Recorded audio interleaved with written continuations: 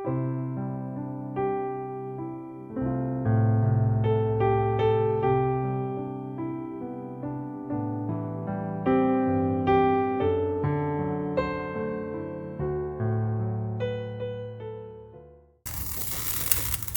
오늘 우리 어린이들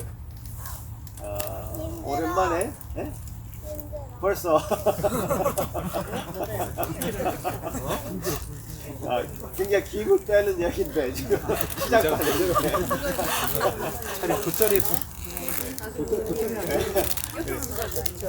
오늘 끝나고 한번 물어볼 거야. 우리 어린이들한테 내가 목사님 무슨 말씀 했는지 물어볼 거야.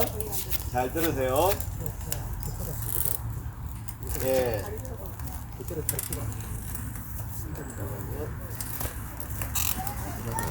오늘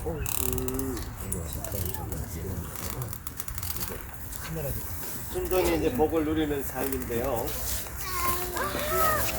여러분, 우리는 복자라는 단어를 굉장히 평소에 많이 사용하고 있습니다. 여러분, 설날 때 어떻게 인사합니까 서로? 새해 복 많이 받으세요. 네? 그러니까 명절에 복 많이 받아라 이런 얘기를 서로 인사로 합니다. 그죠? 한 해의 행운과 좋은 일을 기원하는 그런 인사를 하죠. 그리고 일상생활 대화 속에서도 이 복자를 우리가 굉장히 많이 씁니다. 너는 뭐 부모를 잘 만난 게 복이다, 좋은 친구 든 게 복이다 이런 얘기를 하고요. 참 복도 많다, 그런 기회를 잡다니 이런 얘기를 합니다. 굉장히 좋은 상황, 어떤 행운 이런 것을 가리킬 때 이런 단어를 쓰죠. 그리고 속담처럼 이런 얘기도 했습니다. 웃으면 복이 온다. 네? 옛날 우리 코미디 프로그램이 있었어요. 웃으면 복이 와요. 그리고 착하게 살면 복 받는다. 이런 얘기를 많이 합니다. 어떤 성격과 태도에 대해서 얘기할 때 그런 얘기를 하죠. 그리고 집도 사고 차도 좋고 복 받았네 이런 얘기도 하고요. 경제적인 풍요나 생활의 안정은 이런 복으로 비유하기도 합니다. 그래서 우리가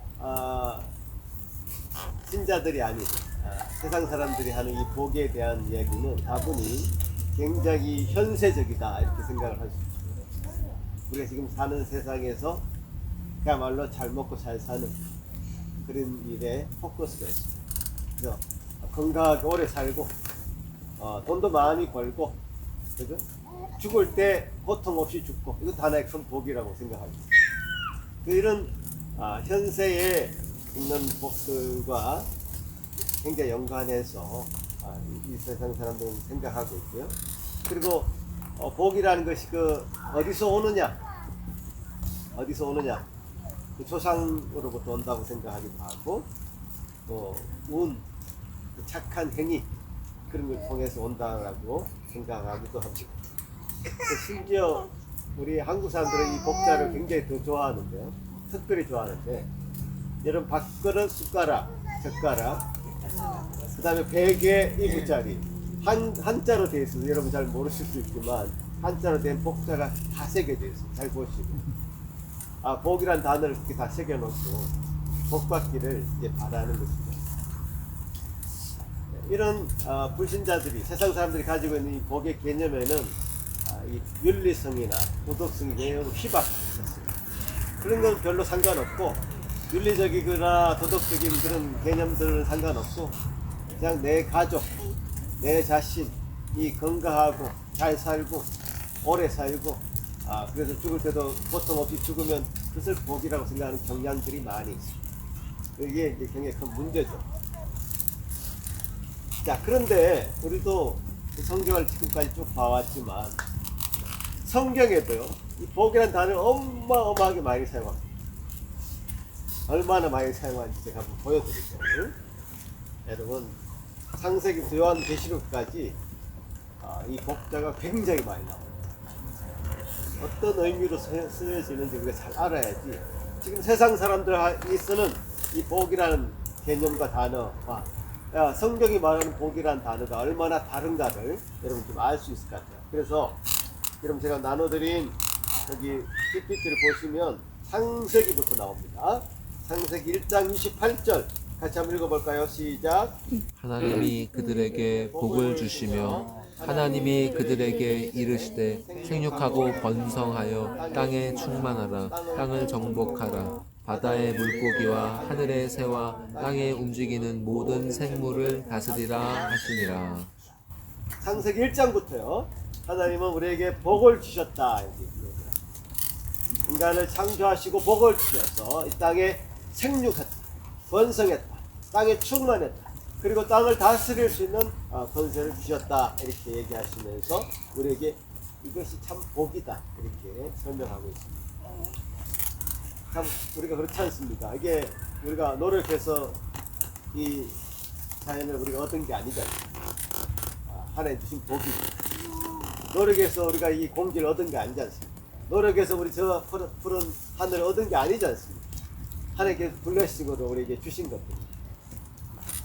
그리고 창세기 12장 아브라함에게 연락을 하시면서 이런 말씀하시죠. 창세기 12장 2절 3절도 같이 한번 읽어보겠습니다. 시작. 내가 너로 큰 민족을 이루고 내게 복을 주어 내 이름을 창대하게 하리니 너는 복이 될지라. 너를 축복하는 자에게는 내가 복을 내리고 너를 저주하는 자에게는 내가 저주하리니 땅의 모든 족속이 너로 말미암아 복을 얻을 것이라 하신지라. 아브라함 언약인데요. 너는 복이 된다. 자, 일단 아브라함에게 복이 된다고 말씀하시고 이 복이 그 자리에 머무는 것이 아니라 지금 우리 불신자들이나 한국 사람들이 생각하는 그 복이 자기 자신에게 머무는 것만을 생각하는 복인데 그 머무는 것이 아니라 복의 통로가 된다. 복은 흘러가야 된다. 그래서 그 복이 흘러가서 많은 사람들을 복되게 하는 일에 그 복이 사용된다는 그 개념을 아브라함에게 얘기하십니다. 그래서 우리 인생의 어떤 약점이고 죄악은 바로 이것입니다. 우리가 사촌이 땅을 사면 배가 아프다 그래요. 복이 흘러가는 걸 원치 않아요. 자기한테만 있어요. 자기가 1등해야 신나고 기쁜 일이지. 다른 사람이 같이 뭔가 경쟁한다는 것은 굉장히 슬픈 일이에요. 이게 복이 되지 못해요. 그 인생의 어떤 죄악들이 거기에서 드러나죠. 자, 그다음 출애굽으로 넘어가서 출애굽부터 신명기까지 오늘 사실 본문의 말씀인데요. 창세기 초반의 이야기가 좀 인류 전체에 관한 얘기였다면 출애굽기부터 시작해서 신명기 구약 시대가 그야말로 시작되는 그 시점에서 굉장히 분위기가 바뀝니다. 그러니까 언약 백성이라고 하는 개념이 생겨요. 그러니까 인류 전체가 아니라 하나님께서 택하신 백성, 하나님께서 약속하신 그 백성, 하나님께서 언약을 맺으신 그 백성이라고 하는 개념이 생겨요.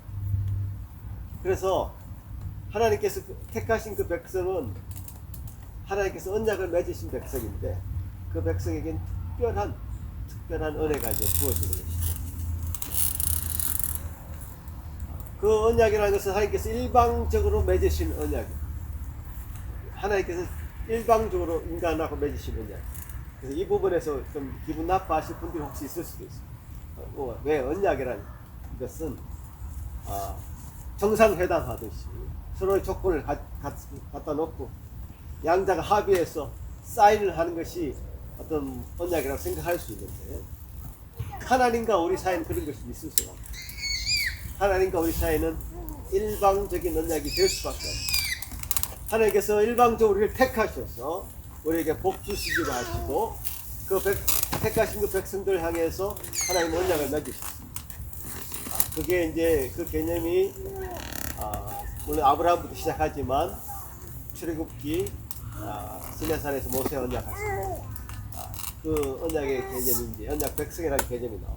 그래서 이 신명기에 나오는 이 말씀들은 이 언약 백성이라고 하는 이 개념을 가지고 봐야지 이해가 됩니다. 그러지 않으면 이해가 잘 안 돼요. 그래서 그렇게 그런 부분을 가지고 따라오시면 좋을 것 같아요. 자, 언약 백성이라고 할 때 우리가 이렇게 생각합니다. 언약 백성 우리가 스스로 선택한 것이 아니라 하나님이 먼저 택해 주셨다. 신명기 7장에. 그리고 하나님의 소유다. 하나님의 소유다라는 것이고 하나님은 우리를 자기 것으로 삼으셨습니다. 그리고 내 거룩한 백성이 되었다고 선언하셨습니다. 그래서 이 하나님의 언약 백성들은 하나님의 법과 말씀을 순종하는 것으로 관계가 유지가 됩니다. 무슨 말인지 알겠습니다. 그러니까 언약은 은혜로 주어졌지만 하나님께서 일방적으로 맺으시는 그 은혜는 은혜로 언약이 맺어졌지만 그 언약 관계가 유지되기 위해서는 하나님 말씀에 하나님의 백성들이 순종해야 되고 그 순종의 결과로 그 복이 계속 임한다는 사실. 그러니까 이 개념이 굉장히 구약 시대에 계속 이어지는 그 개념입니다. 그러니까 이렇게 생각하면 돼요. 여러분이 우리 자녀들이 왜 내가 삼성이 재벌가 같은 그 집에서 태어나지 않고 우리 가정에서 태어났을까 이렇게 생각할 수 있잖아요. 근데 자녀들 입장에서 그것을 따질 수는 없다.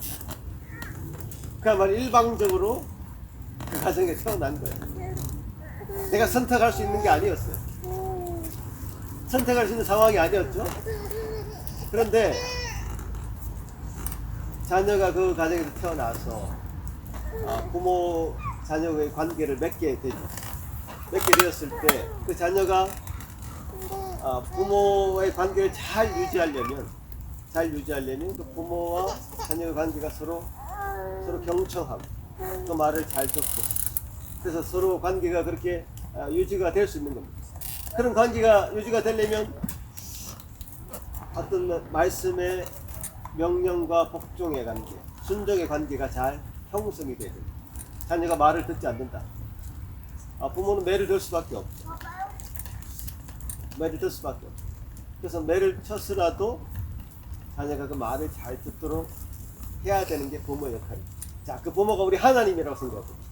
하나님이라면 하나님 우리 모든 것을 다 지금 육신의 그 부모는 한계가 있잖아요. 한계가 있는 우리 육신의 부모 말고 하나님은 한계가 없으신 분이죠. 전지전능하신 분이십니다. 다 아시고 다 해줄 수 있는 분이죠. 그러니까 다 아시고 다 해줄 수 있는 그분이 우리의 부모님이라면 우리 모든 요구를 아시고 필요를 채워주시는 그분입니다. 그분이 우리 하나님이시고 그분이 우리를 택하셨다. 그분이 우리를 택하셨기 때문에 우리의 모든 것을 하나님 은혜로 베푸시는 것은 가장 좋은 것을 우리에게 주시겠다 약속하신 것입니다. 가장 좋은 것을 우리에게 주시겠다 약속했기 때문에 그 언약이라는 것이 내게 가장 좋은 것입니다.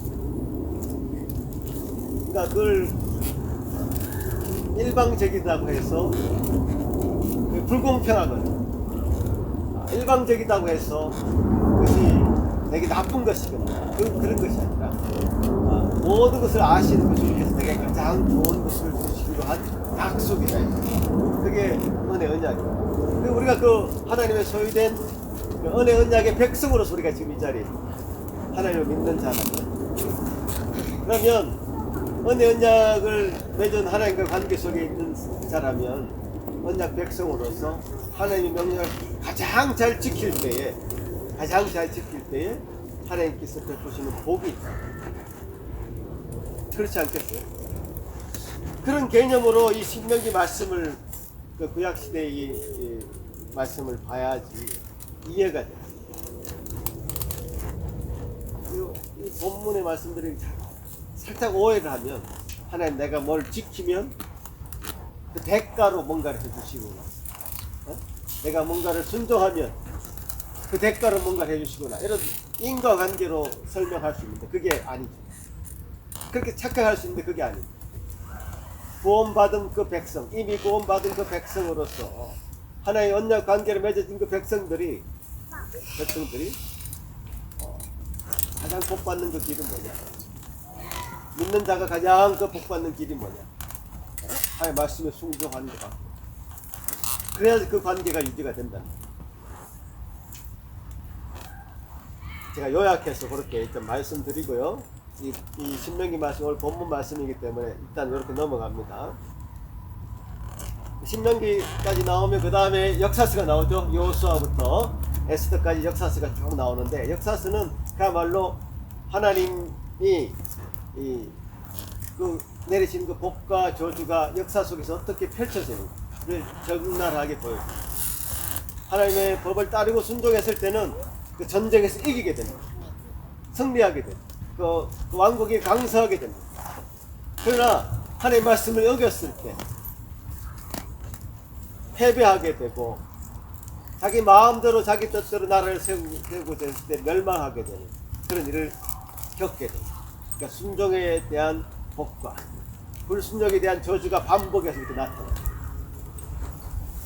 이게 조건적인 복이 아니었습니다. 제가 지금 다시 강조해서 말씀드리면, 어떤 조건적인 복이 아니라 어떤 조건에도 하나님은 복을 주시는 분이십니다. 그렇지만 언약 백성으로서는, 하나님과 관계가 맺어진 그 백성으로서는 하나님이 그 백성의 말을 안 들을 때는 막대기를 거십니다. 그 막대기가 아수르라고 하는 민족이 되기도 하고, 그 막대기가 바벨론이라고 하는 그 민족이 되어서 다른 외부의 세력에 의해서 이스라엘을 치십니다. 그래서 하나님께 사용하시는 막대기,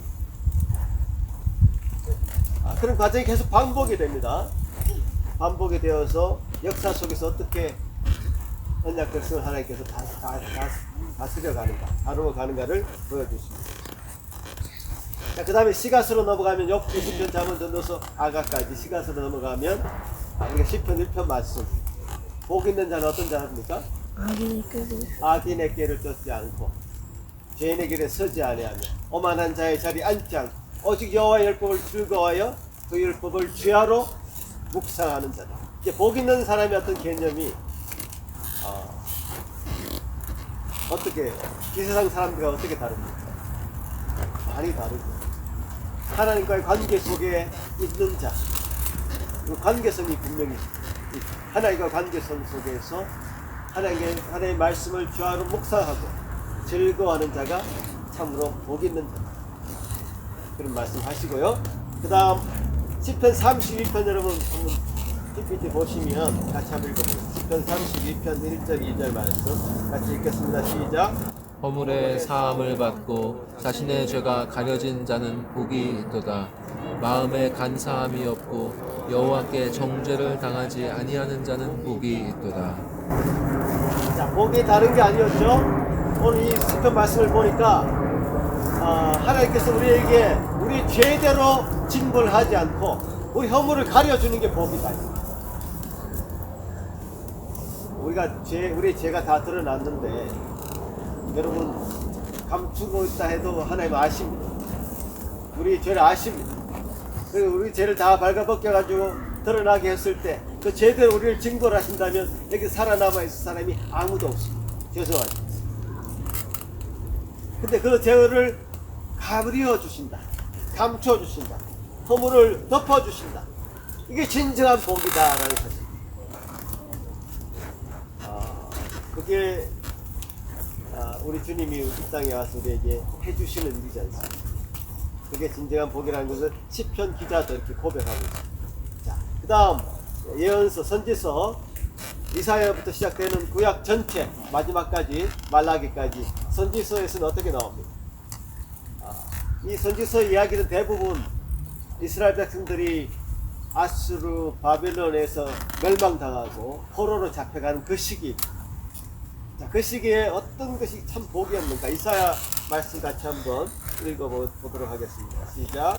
그러나 여호와께서 기다리시나니 이는 너희에게 은혜를 베풀려 하시며 일어나시리니 이는 너희를 긍휼히 여기려 하심이라. 대저 여호와는 정의의 하나님이심이라. 그를 기다리는 자마다 복이 있도다. 굉장히 긴 세월 이스라엘 백성들이 전쟁에서 패하고 멸망당해서 그 기간 동안 하나님께서 회복하시기를 기다리는 시간들이야. 기다리는 것이 복이다. 기다리는 하나님의 구원을 바라고 기다리는 것. 자, 에레미야는 어떻게 설명하고 있습니까? 에레미야 17장 시작. 여호와께서 이와 같이 말씀하시니라. 그릇 사람을 믿으며 육신으로 그의 힘을 삼고 마음이 여호와에게서 저주를 받을 것이라. 그러나 무릇 여호와를 의지하며 여호와를 의뢰하는 그 사람은 복을 받을 것이라. 이 포로기에 사람들이 얼마나 다른 술수와 모략을 강구했겠습니까? 그 상황을 벗어나기 위해서 얼마나 애를 썼겠습니까? 사람들이 온갖 지략과 모략들이 있었을 것입니다. 그래서 그 나라 편에 서기도 하고 간신들이 등장하기도 하고 많은 일들이 있었을 것인데 그 모든 것을 포기하고 하나님께서 구원해 주시기를 기다리는 그 마음. 그래서 핍박을 받기도 하고 죽기도 하고 그런 상황 속에서 기다리는 그 마음. 여호와께 그 모든 것을 맡기는 것, 의탁하는 것. 그런 자가 진정한 복이 있는 자다. 선지서 이야기가 다 그런 이야기입니다. 이사야부터 굉장히 긴 분량의 예언서 혹은 선지서 이야기 나오는데 말라기까지 다 그런 이야기. 회복을 기다리는. 우리가 식민 생활을 우리 한국도 경험해봤기 때문에 어느 정도는 우리가 간접적으로 많이 들은 것들이 있습니다. 자, 그때 36년 동안 우리가 식민 생활을 했는데요. 1절부터 36년 동안도 너무너무 긴 세월이었습니다. 그래서 나중에 변절하는 사람들 얘기를 들어보면 버티다 못 버티고 이 식민 상황이 계속 갈 것처럼 생각했다는 거예요. 그래서 서정주 같은 그 시인도 이렇게 고백을 했습니다. 이렇게 될 줄 알았냐? 독립될 줄 알았냐? 몰랐다는 거예요. 독립될 줄 알았으면 내가 변절하지 않았어. 일본을 찬양하지 않았어. 이렇게 생각했다는 거예요. 그 기간도 그런데요. 이스라엘 백성들에게 이 수백 년의 그 기간은 참으로 버티기 힘든 그 기간이에요. 누가 이게 하나님을 바라보고 의지하면서 수백 년을 기다리고 있어요. 그렇게 기다리고 하나님께 그 모든 상황을 맡기는 자가 참 복된 자다. 이런 얘기를 선지서에서 계속 얘기를 합니다. 자, 이제 신약에 들어가죠. 신약에 들어가면 이때부터는 예수 그리스도께서 예수 그리스도를 통해서 새로운 언약을 맺으시는 그 새 언약이라는 개념이 나옵니다. 물론 예레미야 31장에서 새 언약을 맺으신다 이렇게 얘기를 하시지만 결국 그것이 예수 그리스도를 통해서 성취가 됩니다. 자, 새 언약은 어떤 것이냐? 율법의 조문이 돌판에 새겨지지 않고요. 십계명의 조문이 돌판에 새겨지지 않고 우리 마음에 새겨집니다. 성령께서 우리 마음에 하나님께서 명령하시고 말씀하시는 것을 새길 수 있는 은혜를 허락하셨습니다. 성령을 따라서 우리가 그 율법을 지킬 수 있는 은혜를 허락하셨습니다. 우리가 지난주에 암송한 그들 기억나십니까? 에스겔서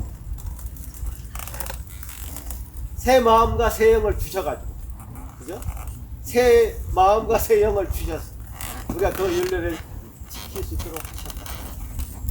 성령께서 에스겔스가 예언한 그 성령께서 예수 그리스도께서 오심으로 성취가 됩니다. 그래서 복음서 이야기가 굉장히 달라집니다. 복에 대한 개념이. 마태복음 5장 아주 유명한 팔복에 관한 얘기. 다시 한번 읽어보겠습니다. 시작. 심령이 가난한 자는 복이 있나니 천국이 그들의 것이며 애통하는 자는 복이 있나니 그들이 위로를 받을 것이며 온유한 자는 복이 있나니 그들이 땅을 기업으로 받을 것이며 의에 줄이고 목마른 자는 복이 있나니 그들이 배부를 것이며 긍휼히 여기는 자는 복이 있나니 그들이 긍휼히 여김을 받을 것이며 마음이 청결한 자는 복이 있나니 그들이 하나님을 볼 것이며 화평하게 하는 자는 복이 있나니 그들이 하나님의 아들이라 일컬음을 받을 것이미요. 의를 위하여 박해를 받은 자는 복이 있나니 천국이 그들의 것임이라. 나로 말미암아 너희를 욕하고 박해하고 거짓으로 너희를 거슬러 모든 악한 말을 할 때에는 너희에게 복이 있나니 기뻐하고 즐거워하라. 하늘에서 너희의 상이 큼이라. 너희 전에 있던 선지자들도 이같이 박해하였느니라. 이 복의 기준이라는 것이 이 세상의 가치관과는 전혀 다르다. 아니, 그 중심에는 하나님 나라와 그의 의가 자리 잡고 있습니다. 심령이 가난해져서 복받는다 아니라 이 해석을 거꾸로 해야 됩니다. 복받은 자는 심령이 가난한 자다. 원래 이제 원본적인 해석은 그렇습니다. 영어로도 blessed 이렇게 되어 있죠. 복받은 자는 심정이 가난한 자. 복받은 자는 그 마음의 애통이 한 자. 복받은 자는 온유한 자. 복받은 자는 의에 굶주리고 핍박을 받는. 자, 이 복받은 자의 그 기준이 굉장히 이제 달라집니다. 세상의 가치관. 그리고 사도행전부터 서신서까지 이어지는 그 성경에서는 이제 복음, 이 복음이란 단어도 사실은 복된 소식 아닙니까? 복된 소식, 복이 있는 소식입니다. 복음, 영원한 복이. 그래서 하나님 은혜로 갚주시는 그 구원의 은혜, 영생을 사실 이 사도행전부터 서신서까지 결국 사도들이 전하고자 했던 메시지의 핵심이 뭐냐 하면 영생, 구원이, 그 영원한 복이란 말이에요. 그래서 그리스도 안에 있는 그 새 생명을 우리에게 주시려고 사도들이 그 목숨을 던졌고, 사도 바울이 그 항해하면서 수많은 어려움을 겪으면서도 전도하기를 애썼던 것입니다. 자, 결국 마지막 성경인 요한계시록에서 그 진정한 복의 그 완성이 됩니다. 요한계시록 14장 말씀 같이 읽겠습니다. 시작. 또 내가 들으니 하늘에서 음성이 나서 이르되 지금 이후로 주 안에서 죽는 자들은 복이 있도다 하시매 성령이 이르시되 그러하다 그들이 수고를 그치고 쉬리니 이는 그들의 행한 일이 따름이라 하시더라. 주 안에서 죽는 자는 참 복이 있다. 진정한 복이 뭐냐? 결국 그 복의 끝이 뭐냐? 요한계시록이 나옵니다. 요한계시록 마지막 21장 22장에 보면 새하늘과 새 땅이 우리에게 펼쳐지는 그 새하늘에서 새하늘과 새 땅에서 진정한 복받은 자들이 거기 하나님을 찬송하며 그 나라에서 영원토록 복을 누리는 그 영생 복락하는 그 놀라운 장면들이 펼쳐집니다. 그것이 우리의 미래란 말이에요.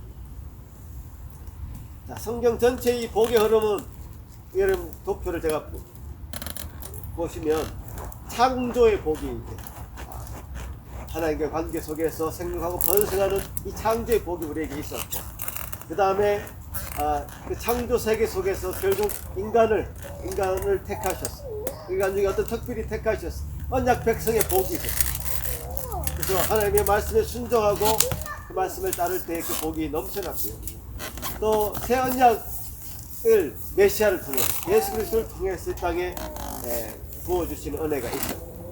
그것이 결국 영원한 복, 요한계시록에 새하늘과 새 땅에서의 영원한 복, 하나님과 완전한 교제가 이루어지는 복으로 이어지는 것입니다. 자, 성경 과연 이 말씀을 볼 때 복이라는 단어로 가득 차 있는 그것이 바로 이 성경. 근데 그 복의 개념이 우리가 성경적인 개념을 가지고 있느냐, 아니면 기존에 우리가 가지고 있는 한국적인 문화 속에서 젖어 있는 그런 복이라는 단어를 사용하고 있느냐, 단어의 개념을 바꿔야 돼요. 복이라는 단어를 똑같이 우리가 새해 복 많이 받으세요 이렇게 말씀을 우리 서로 인사하고 나누지만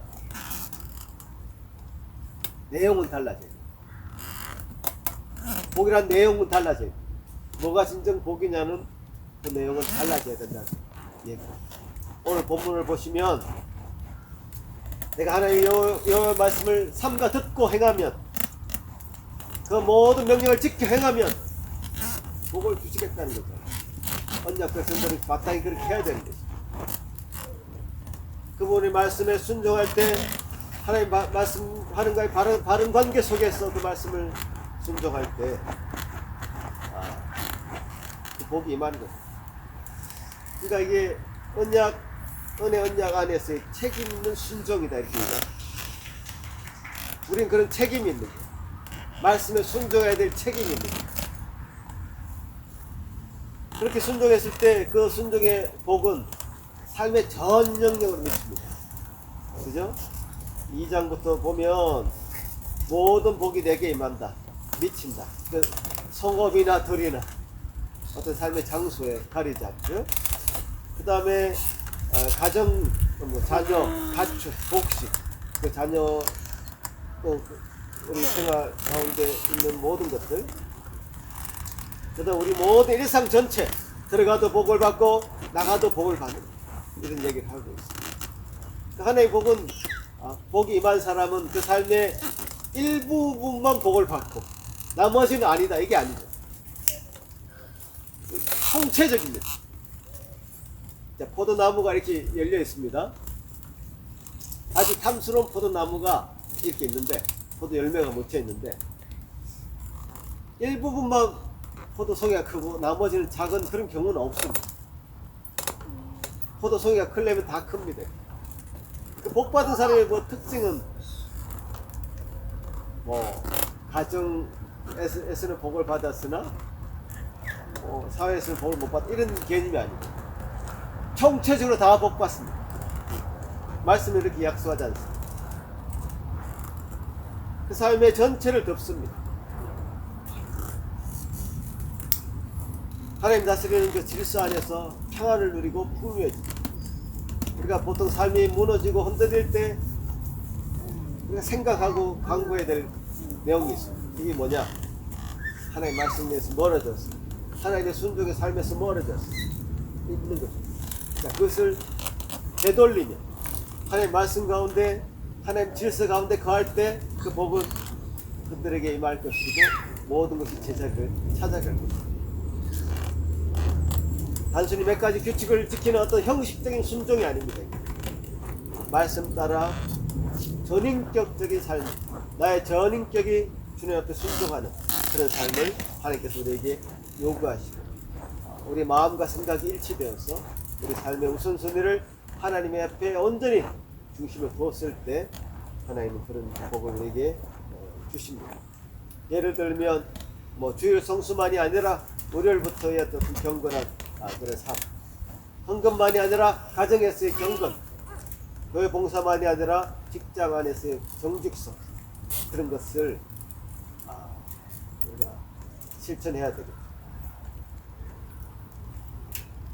그래서 순종을 한 것은, 순종함으로 얻는 그 복이라는 것은 우리 삶의 전체적인 방향을 하나님께 맞추는 것입니다. 세상의 기준보다, 세상의 기준으로 선거하는 것보다는 하나님 말씀에 가까이 사는 것이 진짜 복된 길입니다. 자, 오늘 7절에도 보면 전쟁에서 승리하는 것, 이 전략이 아닙니다. 하나님의 손에 달려있단 말이에요. 12절에 보면 하늘의 보구가 열리는 것, 우리의 수고가 아니라 하나님의 공급하십니다. 자, 이것을 여러분 믿는 자로서, 언약 백성으로서 경험해야 돼요. 하나님께서 내게 먹이시고 베푸시는 하나님의 복이 열릴 때는 내가 아무리 애써도 안 될 때는 안 되죠. 그러나 하나님께서 열어주실 때는 한꺼번에 쏟아부어요. 제가 살아왔던 삶도 그랬고요. 여러분도 그것을 경험하실 수 있을 것입니다. 10절에 보면 세상 사람들이 보고 하나님을 인정하게 되는 그 복. 세상 사람들이요, 우리가 복받은 자인 것을 눈치챕니다.